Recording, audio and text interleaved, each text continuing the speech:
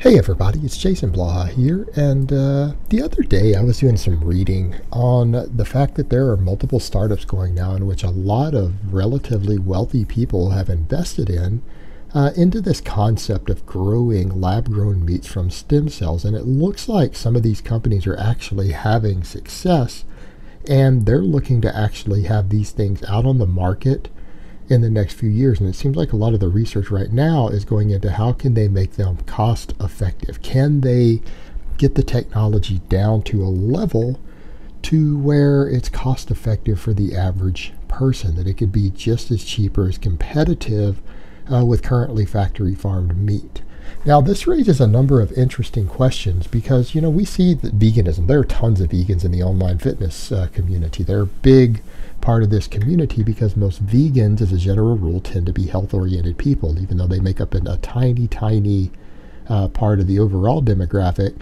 So do fitness-oriented people, and so therefore they make up a large contribution here. And of course, they come in your videos and comment, and there are a number of very, very big vegan YouTubers.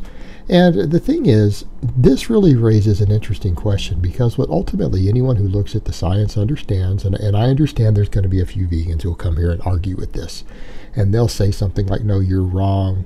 No, guys, here's the reality. We all know veganism isn't any healthier than eating meat, arguably in some cases inferior. But that's not the point. The point is, even a lot of the top vegan thinkers and experts over the decades have publicly said that, they would be willing to lie about the data to serve the greater good. In other words, if they could convince people that vegan diets are healthier and that meat is really what's killing people and causing all these diseases, if that's what it took for them to fix the problems with animal welfare to get more people towards veganism, then that lie would be justified. And that's kind of the interesting thing. That's the direction the vegan world took, is justifying that lie and actually convincing large numbers of people to become vegan for health reasons, to the point to where a lot of them actually believe that's true. When the reality is the only real data point of major concern with health and nutrition and meat is the fact that it's easy to overconsume saturated fat, particularly when you're eating fattier cuts of meat and fattier animal products, which in turn causes problems with elevated LDL cholesterol and all of that. And we have causation at this point. We know hardening of the arteries is caused by elevated LDL levels. However, the take home is that the poison is in the dose. Saturated fat, when consumed at reasonable levels, doesn't negatively impact health. It's when excess is consumed, and it just happens to be the easiest way to hit excess is obviously through very high fat animal products. But people need to remember the same problems can happen actually by overeating nuts. You could do it with peanut butter if you weren't careful. It's just a little bit more difficult. So is this a real concern? Sure it is. The overconsumption of saturated fat is a problem. Now, you're going to see people on the other end of the spectrum who are going to jump up and say, oh, this is just based on the 7-nation study, and there's no link between dietary cholesterol and cholesterol. Well, you're right. There's no causation. There's a correlation. There's no causation. The causation seems to be with the saturated fat, not the dietary cholesterol. Please understand that these are not the same thing. It's just that meats that have a lot of saturated fat tend to have a lot of cholesterol in them, okay? Other forms of saturated fat can have zero cholesterol and still have the same negative effects. Coconut oil, peanuts, things like that if consumed in excess. So it's not the cholesterol that's the issue. It is the excess of saturated fat. And, we've got a pretty strong causation here. We know that high saturated fat directly leads to elevated LDL. We know that elevated LDL is the primary causation of hardening of the arteries. This is the recent data in the last year has really emerged on that latter point. So in a sense, the vegans are right, but only when taken to excess. But when we go to really low fat animal products, this disappears. And all this other nonsense about cancer and IGF-1 and everything related to this doesn't seem to actually be backed by the data. This is the sort of nonsense that gets thrown around to justify an ethical agenda. Now, it's not my place to judge someone else's ethics. I would say right here, while I might think the ethics behind it are misplaced, and I have dabbled in veganism before, I might think the ethics here are misplaced. I might think there's some major change in logic as far as this concept of honestly believing that you're going to minimize harm, or that you're going to cause no harm do what you do. And actually, my biggest concern is that what you really see is that when this mindset is taken to the most extreme, you see vegans who become anorexic. And there are a large number of them, and I personally know of a few, some of whom have YouTube channels, who are legitimately anorexic, diagnosed with anorexia, and their veganism becomes a part of it, to the point of where it does become a mental illness and an eating disorder. But again, back to that point, to minimize harm, you also have to minimize plant intake, because fewer animals get killed harvesting if you eat 1,500 calories instead of 2,500. So you can see how this can quickly get to a point of, when taken to its farthest extreme, it does become problematic. Now, it's not my place to tell other people what their ethics should be. If a person really and truly believes deep down that abstaining from animal products makes them a better person, well, not my place to argue that. That's your personal ethics. You have a right to that. And I can respect that right.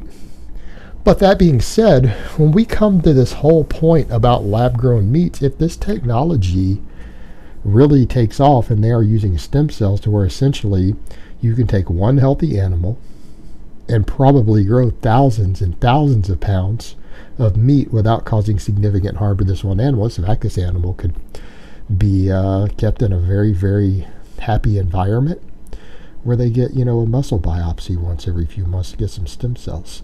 But ultimately, they would be well cared for, well treated, healthy, happy animal.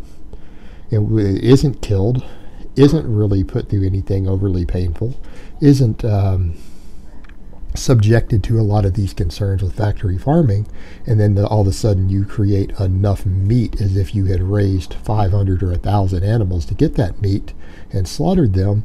This shifts the ethics of the topic. And I have to wonder if in the long term, if this technology takes off, are we going to see veganism and vegetarianism disappear? And I think you're going to see a shift in the other direction, because ultimately their biggest argument is never the health thing. The health isn't back. The science isn't there. And people will tend to follow things that they're told are scientific and healthy, even when the science doesn't back it. I mean, if that wasn't the case, you wouldn't see so many millions of people running ketogenic diets, right? If they were well grounded in science. So I understand there will always be an element of that there. But here's the kicker. The animal rights aspect of it goes away.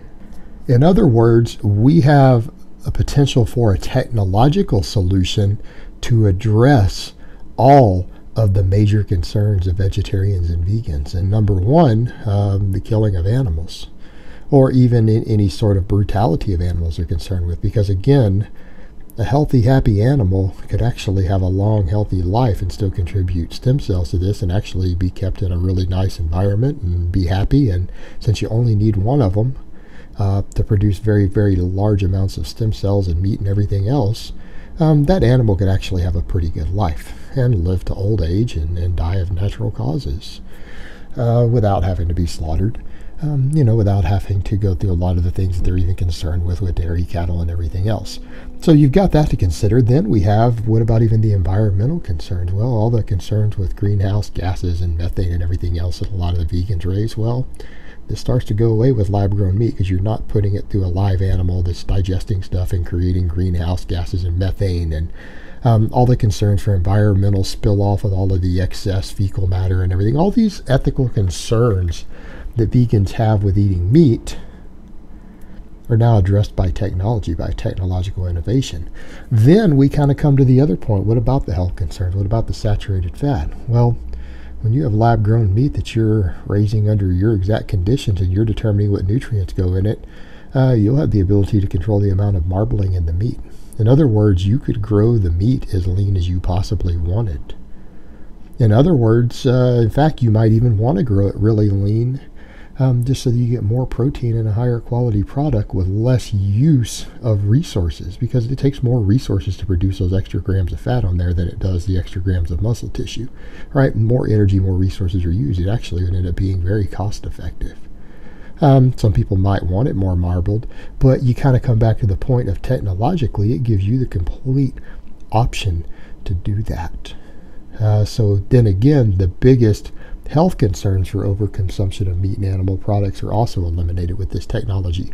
So I'll be curious to see how this goes and what this does in terms of the fitness industry, the concerns of these different groups and interest groups and subcategories of people, and maybe even how this impacts in the long term laws and views of animal welfare. I don't know.